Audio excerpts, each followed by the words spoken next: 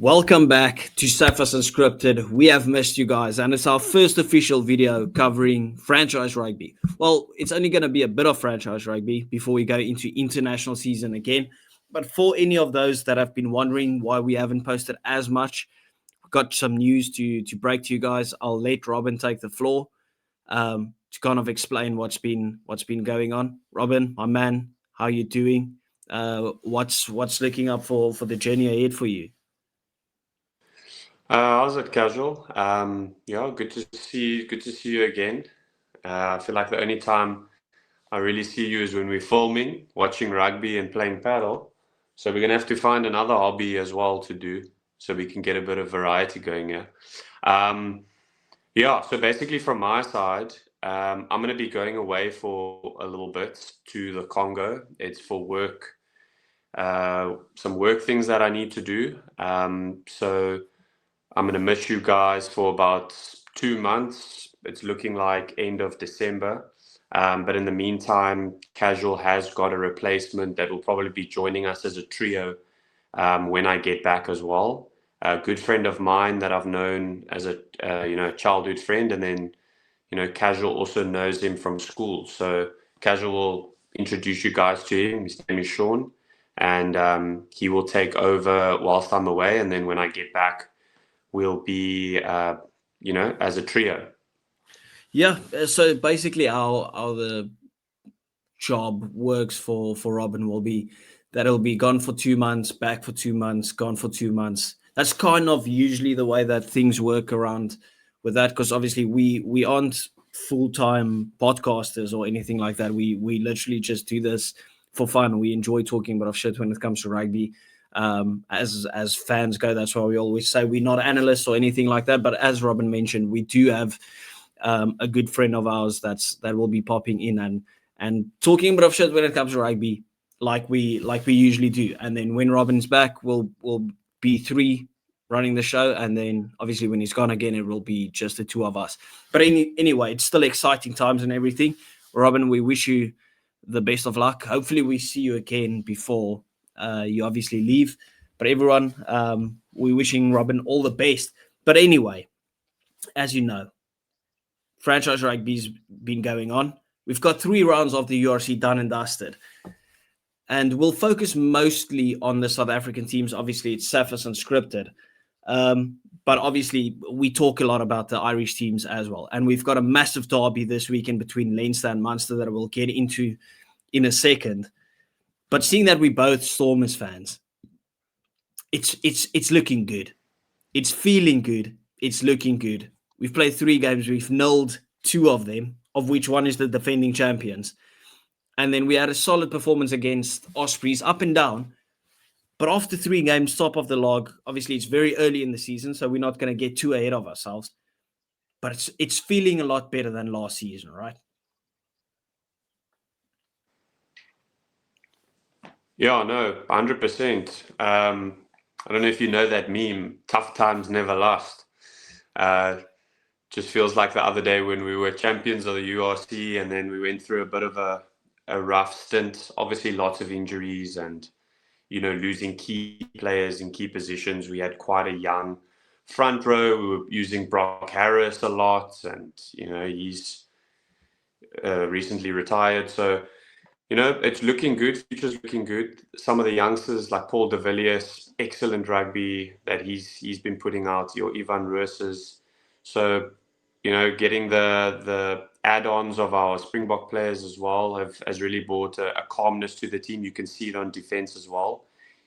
In that last game, even though it wasn't our prettiest game, you can definitely see us working around the park in terms of defense to keep 2 teams to 0. Is quite good in a competition like the URC, which is known for quality attack. Yeah. Like, the thing is, we got slandered last season, and I'm not using this as an excuse, but more as also a reason, because obviously it did play a massive effect when your team has to put out literally an image to say that these are all of our players that are injured. You know that the team is struggling overall. And yes, we still do have injuries. There's a lot of guys that still needs to come in, but there's a lot of guys that are already back and they're proving their worth. And there's just a new feel around the Stormers. Like it kind of feels that we've taken the football or the soccer approach to it, where we've said, okay, we're going to change some things up. We're going to get the Western Province logo out there, or the Western Province stripes back in there with the Adidas sponsorship, new logo. Obviously, I'm not a fan of the logo, but it doesn't look as bad as initially thought. I think it looks clean on the new jerseys. You've got the behind the scenes videos that's coming out every single week. We've taken the more social media approach to it. And the team has been performing better. It feels like a new Stormers team once again. And to think that you still have to add the likes of Frans Malherbe, Salman Murat, Warwick Geland, Sleiman Hartzenberg to it. And we've had Sasha Feinberg, Damian Willems coming back literally after a massive rugby championship, 2 days with the team, getting selected into the team. Obviously, there was no real chemistry there then because they haven't trained with the team, but just slotting in, it feels like the team is ready this season once again to put in a massive shift. Because we've won the rugby championship. Not the rugby championship. We've won the URC. We've been to the final. I want us to put in a massive run now, obviously, and then to perform on the Champions Cup stage. It's feeling so good supporting this team. What, from your perspective, if you take especially last season into consideration, would be a successful season for the Stormers this year?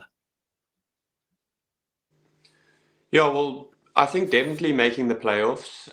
It's something us as Stormers fans would expect, given our good run that we've had in the URC, despite obviously the last 2 years.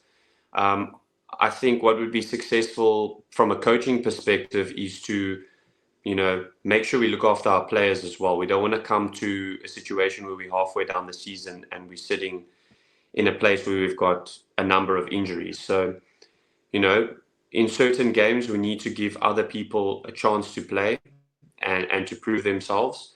And we also need to understand that there's international rugby that needs to be played as well. And these players do need rest at times. So building a bit of depth, allowing players to express themselves as what the Stormers are known for. And I think, what I expect from the season is at least to come away with home quarters and semis. I'm not saying outright that we need to go and win it, because I think then I would just be asking for too much. Not that we can't, obviously we can, but we know this is a tough competition. But putting ourselves in the best situation possible. We know how the Stormers play at home with the backing of the Cape Town faithful. So trying to get into a position where we in that top 4, top 2 situation by the end of the season in playoffs will give us a good frog leap into the remainder of the competition. So I think that's what I'm expecting, but I don't want to expect too much because we know how this competition can go. And let's just hope for the best. Yeah, playoffs is a must. I'm enjoying the fast start to the season. If you take it into consideration, last season we lost to Leinster, got no points from that one as far as I know. I don't think we got any points from the Ospreys. Maybe 1 point from that game. And then we did get our full 5 against the Scarlets. Now, obviously, taking that into consideration, to get 9 points from 0 that we had last season is massive, right? So you're adding 9 points onto the tally, because that's the way that I'm looking at it. Take all the points that we had last season. We have to win those games again, guaranteed. I know there was a couple of scrapey wins, or we might not beat the Bulls or whatever, right? But that would always have to be the expectation. Win the games that you won last season and then fill the gaps that you couldn't last season. And if you look at the last couple of performances that the Stormers had, excluding the quarterfinal game that we had against Glasgow, because we just stunk it out in that game, we'll take it, right? We need to take these points. If you get a fast start, that's kind of the Glasgow way that we've seen in the last 2 seasons, where they get so ahead of the other teams in terms of their fast start that even if they start dropping off near the end again, because there's a lot of rugby being played, they've done the job already. Now, I don't want the Stormers to drop off, but if you can get into a safe position where you're allowed, even though we don't want to drop points, but you're allowed to drop points to focus on, for instance, the Champions Cup, that would be amazing, because I want a massive run in the Champions Cup. I want us to get to a quarterfinal, not a round of 16, a quarterfinal, or even a semi-final, and potentially even play at home. Because then you're testing those countries or the teams from that country to travel down to us and then come and perform out here in South Africa. And that's never going to be an easy job for them instead of us traveling up north, because you know how the South African teams travel. Like it's a stinkfest when we have to travel. So obviously massive expectations on the Stormers, but you're taking into consideration everything and not just last season. Like I'm not writing off last season because of injuries, but there's gaps that we could potentially be filling, and it's looking good even with the play style.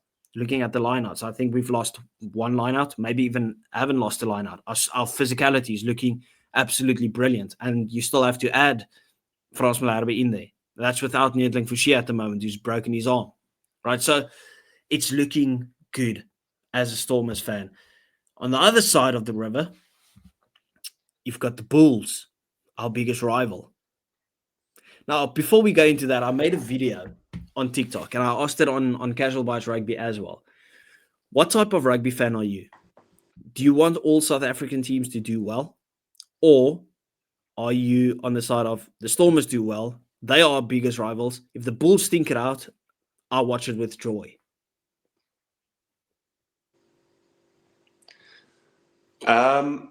Look, I think from my perspective, I'd like to see all the South African teams do well. Head to heads, obviously different story. I've always said the Sharks is my second team if they're not playing the Stormers. When it comes to the Bulls, win or lose doesn't really get my emotions going, you know. I take satisfaction sometimes if the Bulls get a hiding or lose, especially when they had Loftus, you know, their sacred altitude haven. But yeah, for me, I purely want South African teams to do well in a competition, especially when it's filled with European teams and our Irish arrogant brothers. But yeah, look, I think for South Africa as a whole and for international rugby, it would be good if majority of our teams can try and make round of 16 quarters, etc. But I won't get sleepless nights over it, put it that way.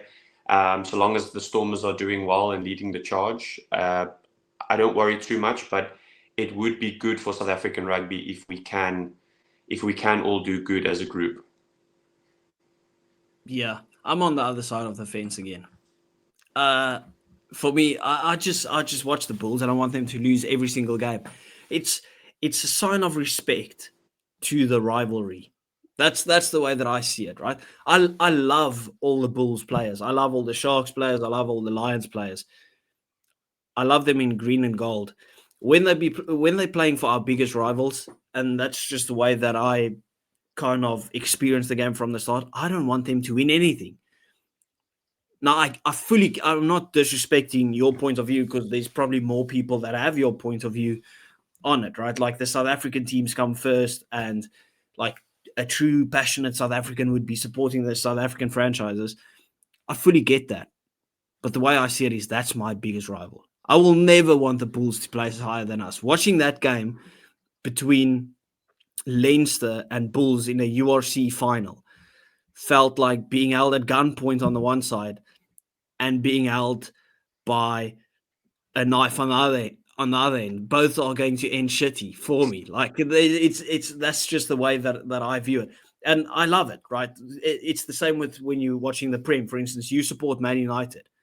You could never be supporting Man City because that's your biggest rival. So if Man City plays the other teams, you want City to lose.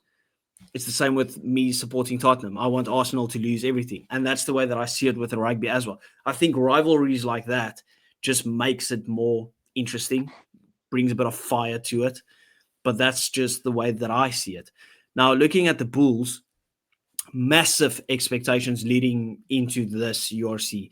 Sacked Jake White because he just couldn't get over the line in the finals. He's been to, 3 finals? Something like that. Got the sack. I'm not saying that was the right or wrong move. Obviously, if you can't get over the line, the main point of it is to win. So bringing in Johan Ackerman, but not just that, massive signings as well. If you look at the likes of even just Andre Pollard and Jan Serfontein, where are they on the table currently? They're sitting 6th. 6th. Now, it's not bad, But has the game's been convincing enough? The performance has been convincing enough? Now, it's only been 3 weeks, but it's not looking good, bruv. Yeah, no, definitely. I mean, just speaking on behalf of all three teams, I know we'll go down the line, but none of the teams, par the Stormers, have been performing at a, how can I say, a positive brand and successful as a successful rugby team either. Like, if you look at their current standings, if they continue playing the way they're playing, and after the international season comes to an end, and a lot of these players start joining again after that, if they don't pick up their momentum to what they're known for, they could struggle. I don't think they are the best touring side either. Like you said, most South African teams aren't. Um, so for them, they're going to have to try to find some consistency. You know, with Jake White leaving and stuff like that, there's probably a lot that has changed. So we need to give a bit of a grace period as well. They probably have new things in place and new styles that they want to try out. So we do need to give them a bit of time. It's 3 games in. But yeah, definitely not convincing enough for me to say that they are strong favourites to take this competition by the horns, the bull horns. But yeah, let's see what happens. I think we give them a bit of time, and hopefully they can find their feet a bit and sort of come up with a system that suits them. Yeah. The thing is, like with new coaches and new players, you expect, well, you should be giving them a bit of leeway. But the main takeaway from this for me was like it felt like same old Bulls. If you look at the three games, because I don't mean to be harsh when I'm saying this, but you look at that Ospreys game. They should have put that game to bed. They let the Ospreys come back into that game. You look at the Leinster game, came out of the blocks flying. They were like 21 points up. Let Leinster come back into that game where Leinster had the lead like 2 or 3 times. And then they had to crawl their way back into the game. You're looking at the game against Ulster this past weekend. They were just nowhere to be found, especially in that second half. The Bulls always do this thing where they just drop off randomly in a game and they concede so many points in that. Surely with the new coaching and stuff and the players that's come in, that would have been one of the first things that they would have been working on, seeing that it's bit them in the arse so many times before, don't you think? Yeah, for sure. I mean, it's a tough thing to call because myself and you aren't in their camp, and we don't understand what they're working on behind the scenes. I get where you're coming from. Like, the number one focus should be especially putting games away. And for me, it really is tough. And look, myself and Divan probably aren't as, like you heard, Divan isn't the most passionate of Bull supporters. He very much hates them, but it's I'm a hard for us passionate hate to. watcher. Last weekend was a successful hate watching weekend. I saw someone say that. I was like, yes, valid. Oh, well, that is true. That is true. But I think that's where we differ, myself and Casual. I think maybe I've got a more of a sympathy approach for the South African teams that aren't doing well. I want to see them do well, but I don't think either of us really give that much of a damn of what's going on in their camps and stuff like that. But something isn't clicking, and it could just be a bit of a cohesiveness. It could be a mentality as well. It's really hard to say as a non-player in their system. So yeah, I wouldn't really be able to give you an answer on that. Yes, they probably should have tried to sort that out first, but there's so much that goes into prepping for a competition like the URC that maybe they have, and it's just not working for them. Yeah, as both of us mentioned, it is still early doors. I still expect the Bulls to be a lot better. If you look at the mistakes, it was just kind of rookie errors. It didn't all feel like system errors or stuff like that. Just handling and those type of things, which can always be fixed, right? Could have just been off day at the office. I was more kind of referencing the first two games where they just let teams come back into it, which they really need to sort out. And we've been saying this for the past 3 seasons. But that's obviously why Johan Ackerman has been brought in. So maybe you could see the same old Bulls for the first 5-6 games, but then they've got to start switching on in regards to that aspect specifically. Let's go on to your second team, as you mentioned. Because if we're speaking same old about the Bulls, then it's for sure same old with the Sharks. Like obviously they don't have all their South African internationals, but they've got a ton of them.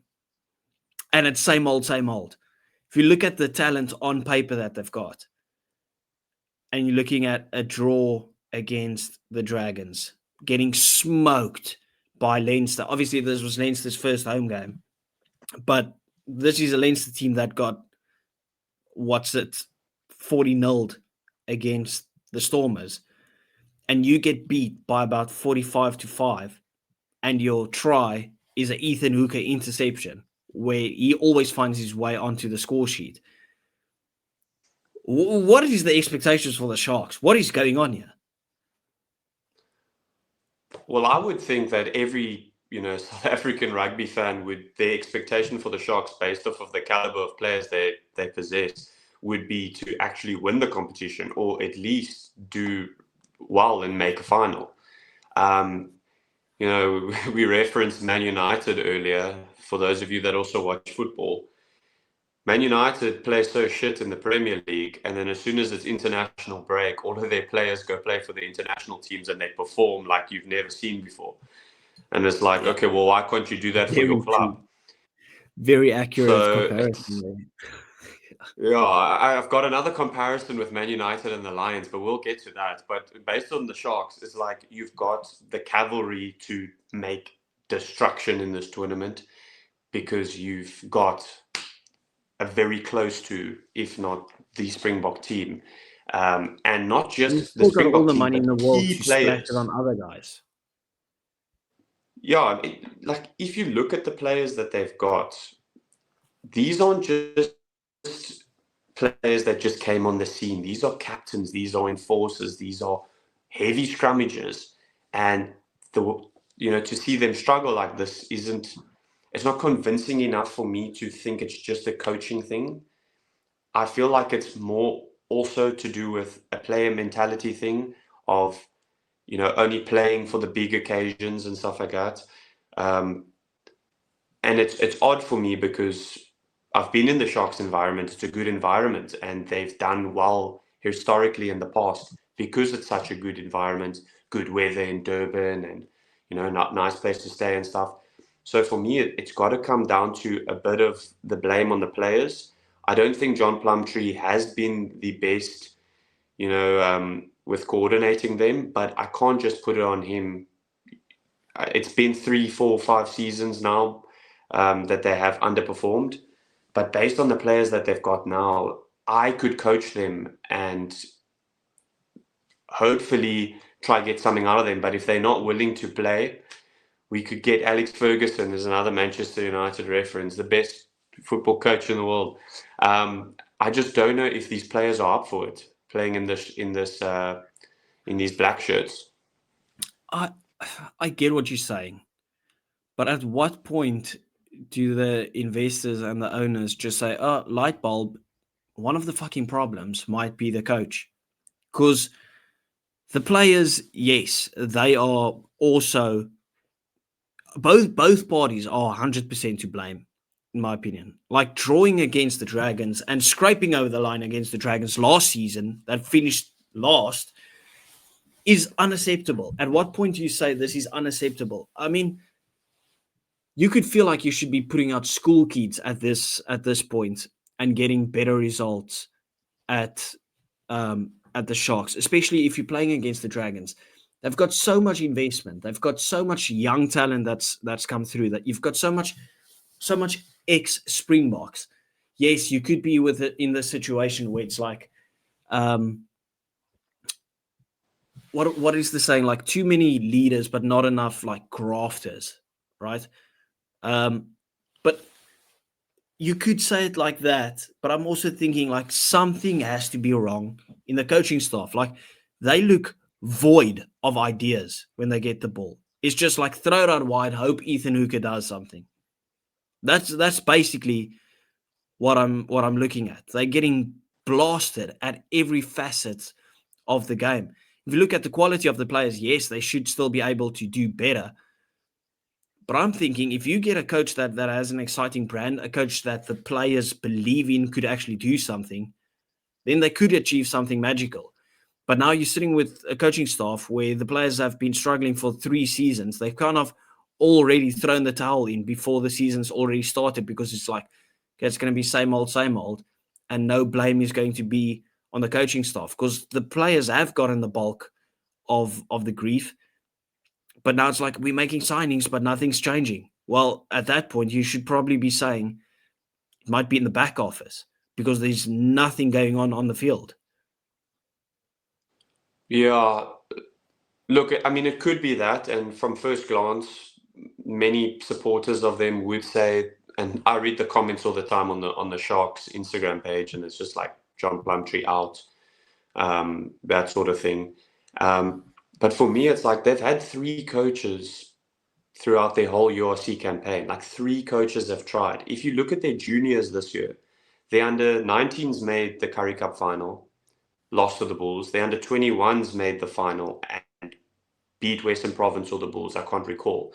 So they're definitely doing something right with their juniors. And from being there and playing at that junior level, every single age group has the exact same system as the men's team, the main team that plays in the URC or when Currie Cup and stuff like that. Obviously, there will be differences in set piece moves and stuff, but the actual structure and the way you play is very similar. So that when these young players do end up going into the main team, they understand the way that the coaches want them to play. So I don't know if it's entirely can be put on Plumtree.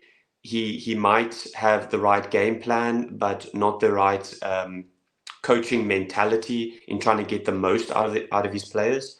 So it's a tough one. Like I said, they've been through a couple coaches, and no one seems to grasp this team, even though they have so much at their disposal. So it's hard. I mean, you've got But guys, do you really Sia think that Kulisi, like almost on 100. sorry, continue. No, go for it.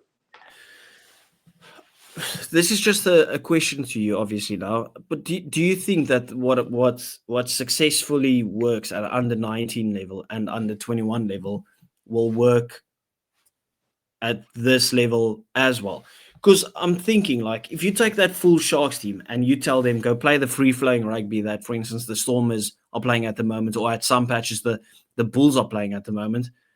Look at us how successful those teams are. When they put teams away, they bury them. If you have the Sharks playing that type of rugby, they could run riot. That's why I'm saying, like, when you look at the Sharks, I'm looking at a team that's got nothing. Every time they get the ball, even open play, first thing, kick it. The amount of box kicks that they put up, and I'm just like, they may be trying to play an international brand of rugby on a non-international scene, and it's biting them in the ass. That's how it's feeling.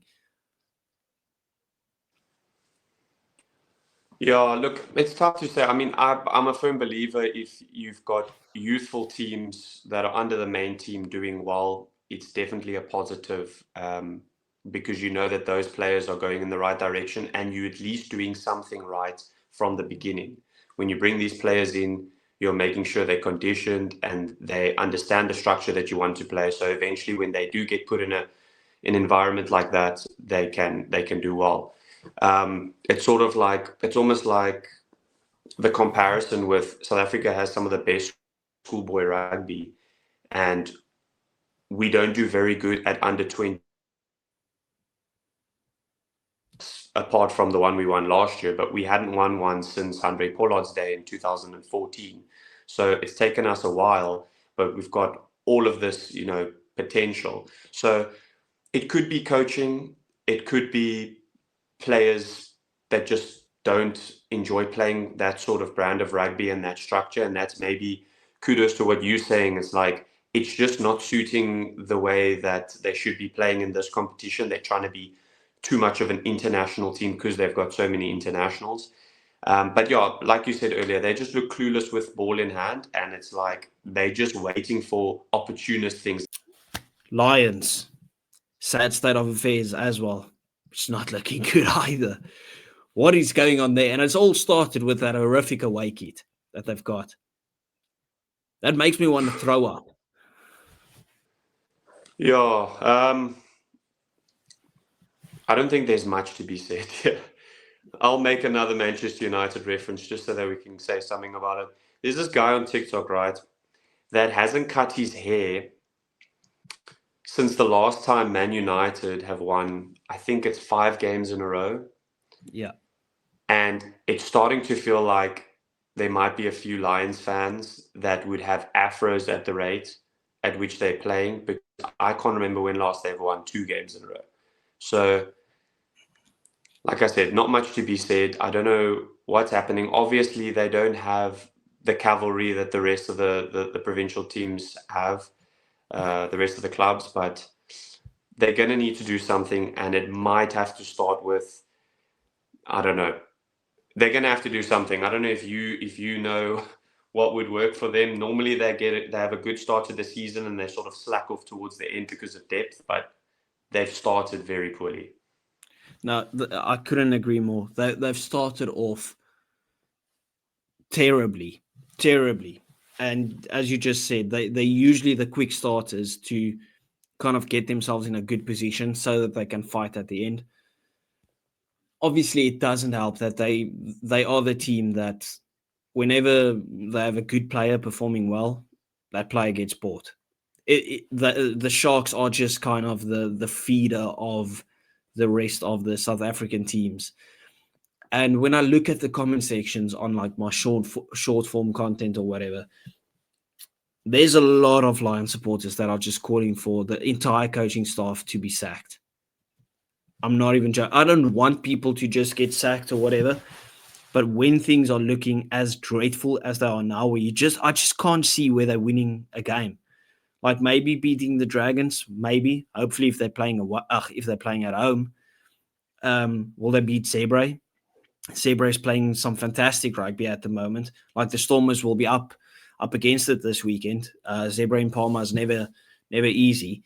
I just can't see where the Lions really perform, and it's sad, right? Because you're looking at this. Obviously, they're seeing social media with everyone criticizing him. It could either light a fire under your belly, and you decide to perform, or you just crumble even further under the pressure, and it just gets even worse and worse and worse. So with the Lions, I'm just happy I'm not a Lions fan. It's actually sad. It's the one team that I've got a little soft spot for, just because they're always up against it and have to perform. I don't want them to always win, but I kind of want them to win at least a game now. I know we're only 3 games in, but they fighting. If there was relegation, they'd be fighting a relegation battle at this rate.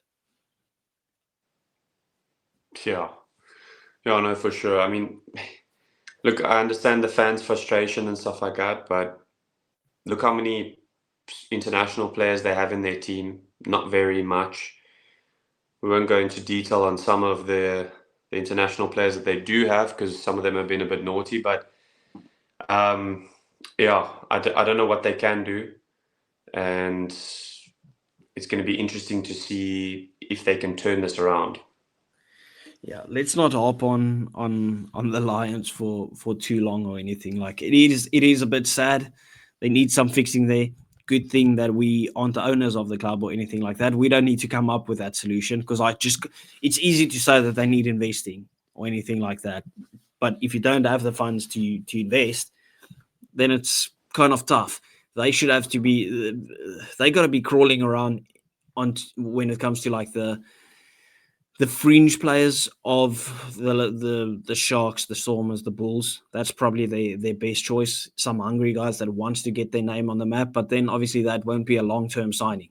because as soon as those guys perform, they'll come straight back to the club, and then they'll probably be either fringe players again or get a run in the actual big team's jersey, if you want to say it like that. Just a final thing before we bounce off. Obviously, there's a massive game this weekend, and I just want to hear your opinion. Leinster Munster, is that the biggest rivalry in franchise rugby, and how big of a rivalry is that in rugby overall? Yeah, look, it's a massive, massive rivalry. I mean, I remember Munster playing the Stormers here at Cape Town Stadium and beating us in that final, and seeing their fans, very passionate fans. Like, I met up with a couple of them afterwards at one of the Irish pubs in the waterfront.